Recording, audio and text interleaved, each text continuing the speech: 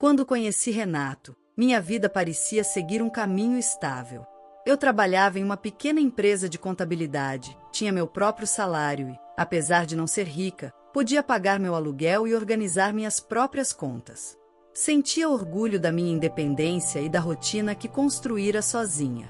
Acredito que foi justamente nesse período de segurança que ele surgiu na minha vida. Renato era bonito, charmoso e tinha um jeito envolvente de falar, daqueles que faz você acreditar que encontrou alguém que te entende como ninguém mais conseguiria. No começo, tudo era encantador.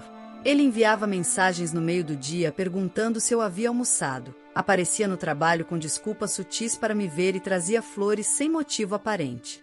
Parecia genuinamente interessado em mim, e eu me sentia especial. Minhas amigas ficavam impressionadas e comentavam que eu havia ganhado na loteria do amor. Eu, ingênua, acreditava que finalmente tinha encontrado o homem certo. 6 meses depois, Renato começou a fazer sugestões que, à primeira vista, pareciam preocupações amorosas. Você trabalha demais, isso vai acabar com sua saúde. Deixe que eu cuide de você, dizia ele. No início, achei bonito, fofo até. Eu sempre fui dedicado ao meu emprego, e ouvir que alguém se preocupava com meu bem-estar era reconfortante. Aos poucos, porém, essas sugestões se tornaram mais persistentes e sutis ordens disfarçadas. Lembro-me da primeira vez que ele comentou sobre eu largar o trabalho. Estávamos sentados no sofá, e ele falou com uma calma quase hipnótica. O mundo lá fora é cruel. Quero você protegida, só minha. Deixe que eu assuma as contas. Você só precisa se preocupar em estar bem. Eu, emocionada, concordei sem perceber o que estava cedendo. Era difícil imaginar que um conselho amoroso poderia se transformar em uma armadilha tão poderosa. Nos primeiros dias após eu entregar minha carta de demissão, tudo parecia perfeito. Acordava mais tarde, preparava o café da manhã com calma, e ele elogiava. Está vendo como você fica mais bonita quando não está estressada? Agora posso cuidar de você como merece. Era uma sensação estranha, de estar sendo mimada, mas dentro de mim já começava a surgir um desconforto silencioso, uma pequena dúvida que eu tentava ignorar. O que parecia carinho logo se transformou em controle. Renato começou a limitar minhas saídas. Quando eu mencionava sair com amigas, ele dizia: "Não é necessário. Agora seu lugar é aqui, comigo." E eu, confusa, deixava de ir, achando que estava fazendo a coisa certa. Ele controlava cada gasto. Quando pedia dinheiro para algo básico, vinha a resposta venenosa: "Você não trabalha e ainda quer gastar? Já não basta eu sustentar tudo sozinho?" A culpa se misturava com a vergonha e eu me calava, engolindo cada humilhação. Os dias seguintes foram marcados por pequenas humilhações que eu aceitava como normais. Se alguém ligava, ele aparecia por perto para escutar a conversa, depois questionava cada detalhe. Se eu quisesse algo para mim mesma, precisava pedir permissão. Minhas decisões eram questionadas ou ignoradas. O que antes era rotina virou prisão silenciosa. Uma noite, criei coragem para sugerir que talvez pudesse voltar a trabalhar meio período. Renato me olhou com um sorriso frio e disse: "Não seja ingrata. Eu não quero que você encha a cabeça com bobagens. Sua obrigação é cuidar da casa e de mim. Só isso." Naquele instante, a ficha caiu. Não era proteção, não era cuidado. Era controle. Ele não queria minha felicidade, queria minha submissão. Apesar de tudo, continuei tentando justificar seu comportamento, lembrando-me dos momentos bons, das flores, do charme, do amor que ele dizia sentir. Mas algo dentro de mim começou a se rebelar silenciosamente. Eu ainda não sabia como agir, mas uma fagulha de consciência começou a brilhar, revelando que aquela não seria minha vida para sempre. E foi assim que minha independência começou a ser gradualmente arrancada, sem que eu percebesse. A cada dia, Renato construía seu domínio sobre minha rotina, meus pensamentos e até meus sentimentos. Eu já não era a mesma mulher que entrou naquele relacionamento cheia de sonhos e segurança. E essa perda silenciosa seria apenas o começo do que viria nos próximos anos. Com o passar dos meses, ficou claro que Renato não queria apenas que eu ficasse em casa, ele queria controlar cada aspecto da minha vida. Minha rotina deixou de ser minha e passou a girar em torno de cada capricho e exigência dele. Eu já não saía sozinha para nada. Até uma ida simples ao supermercado se transformava em inspeção. Ele vinha junto, conferia cada item que colocava no carrinho e fazia comentários que me envergonhavam profundamente. Se eu tentava argumentar, mesmo com delicadeza, vinha uma enxurrada de críticas camufladas de preocupação. Uma tarde, quando sugere que poderíamos economizar em algumas contas, ele respondeu: "Você não entende nada sobre administração. Deixe que eu faço. Você só tem que obedecer." A cada frase, eu sentia meu espaço encolher, meu corpo se curvar sob o peso da culpa e do medo. Meu mundo se resumia às paredes de casa, e eu começava a perder contato com tudo que antes me fazia sentir viva. As restrições não paravam por aí. Meus amigos começaram a desaparecer de minha vida, e sempre que tentava ligar para alguém, Renato aparecia de repente, checando o telefone, perguntando com desconfiança: quem era? Por que ligou? Era como se eu tivesse cometido um crime apenas por desejar interagir com outra pessoa. Meu círculo social se esvaziava e, com ele, a minha liberdade. O dinheiro, que antes eu gerenciava sozinha, agora era todo controlado por Renato. Se eu precisava comprar algo, mesmo algo essencial, tinha que pedir permissão. Cada palavra dele carregava julgamento e desprezo. Você não trabalha e ainda quer gastar? Não acha que já estou fazendo demais por você? A sensação de impotência era esmagadora. Eu estava sendo transformada em uma mulher que não tinha voz nem autonomia, alguém que obedecia por medo e não por escolha. Certa vez, tentei propor que estudássemos juntos um curso online, apenas para ocupar a mente e aprender algo novo. Renato me olhou de cima a baixo e disse, sem paciência: "Você está perdida se acha que precisa disso. Sua obrigação é cuidar da casa e de mim. Qualquer outra coisa é desperdício de tempo." Fiquei sem palavras.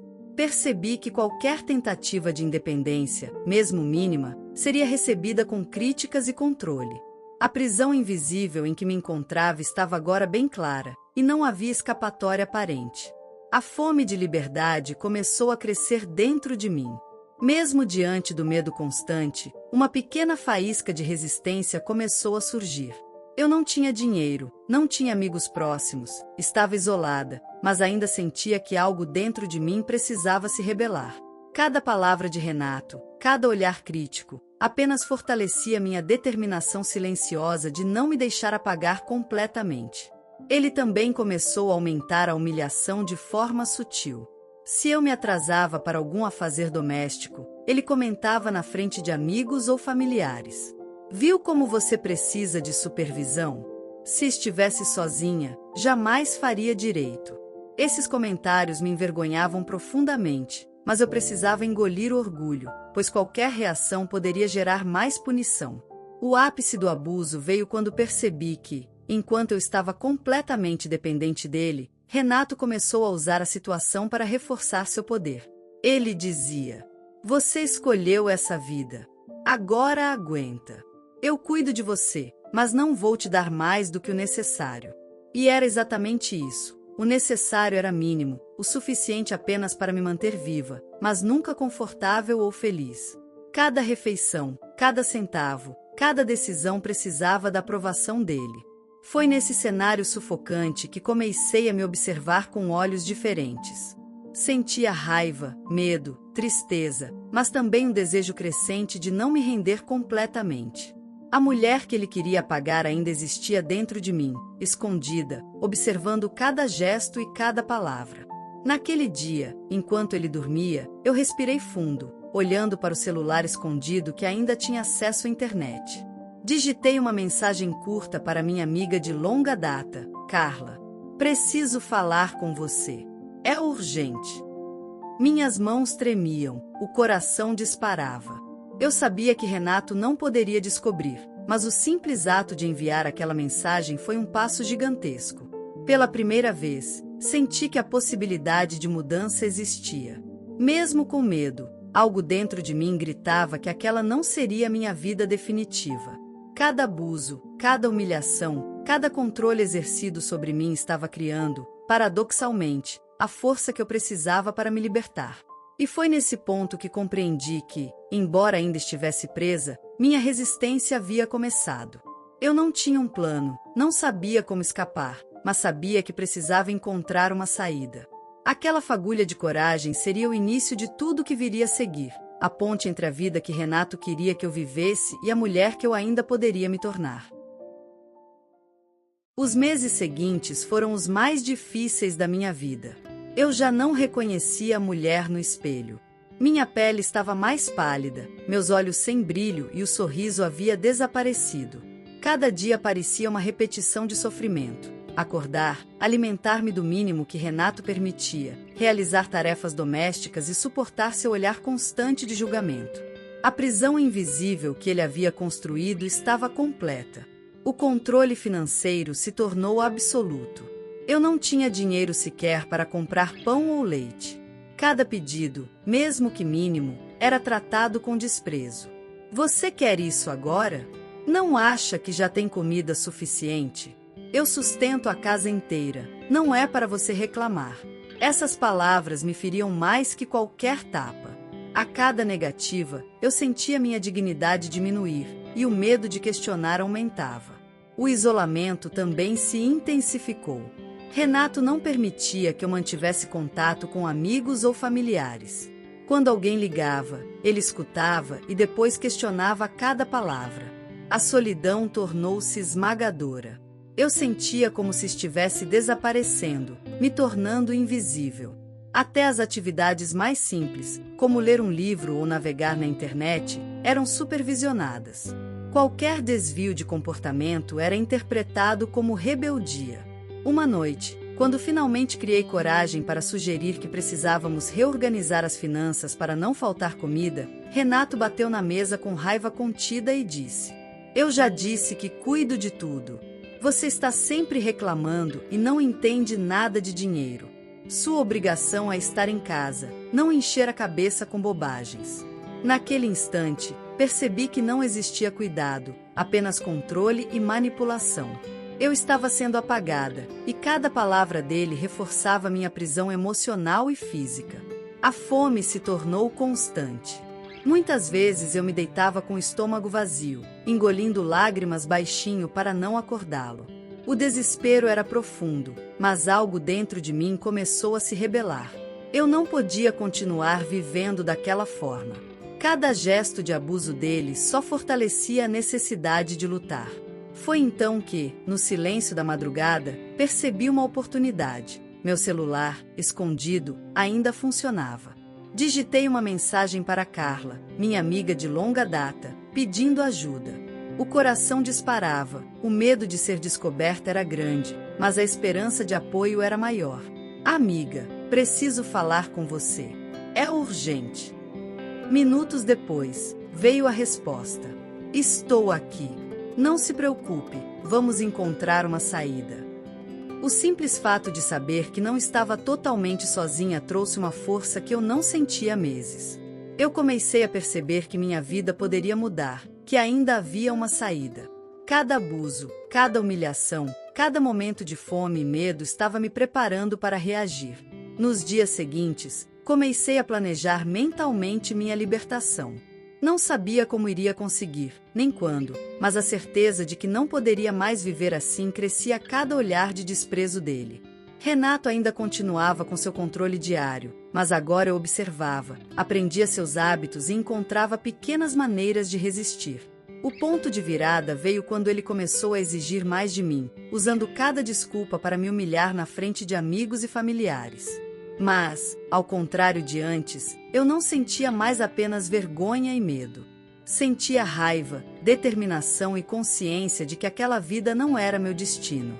Uma noite, enquanto ele dormia, respirei fundo e pensei: eu não sou isso que ele quer que eu seja. Não posso mais viver assim. Pela primeira vez em muito tempo, senti uma fagulha de liberdade crescer dentro de mim. Não era mais apenas sobrevivência, era resistência. E foi nesse momento, no silêncio absoluto da casa, que compreendi.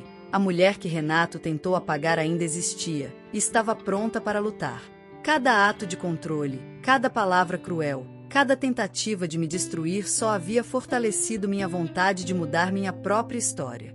Por dentro, eu sabia que o caminho seria difícil, mas já não estava mais sozinha. Eu tinha esperança, determinação e a certeza de que não aceitaria mais ser vítima. Renato podia tentar me controlar, me humilhar e me privar de tudo, mas não poderia apagar minha coragem. E assim, uma nova fase começava. A luta pela minha liberdade, pelo meu direito de existir e ser feliz, mesmo diante de anos de abuso, fome e humilhação. O caminho ainda seria longo, mas pela primeira vez, eu sentia que a vitória estava ao meu alcance. A história de hoje chegou ao fim. E se você quiser mudar a sua história através de deliciosos brigadeiros gourmets, os tornando sua fonte de renda extra, ou até mesmo principal, adquira agora seu livro digital, que chegará no seu e-mail com mais de 80 receitas de brigadeiros por um preço ridiculamente barato. Você ainda ganha bônus sensacionais como planilha mágica de precificação, receitas bônus de outros doces e muito mais. E se não quiser fazer renda com seus brigadeiros, você pode simplesmente deixar seus amigos e familiares apaixonados por essas gostosuras. Clica no link da descrição ou do primeiro comentário desse vídeo e reserve agora seu livro digital. E não se esqueça de comentar qual lição você tirou dessa história. Também deixe um like no vídeo e se inscreva para não perder os próximos vídeos. Tchauzinho!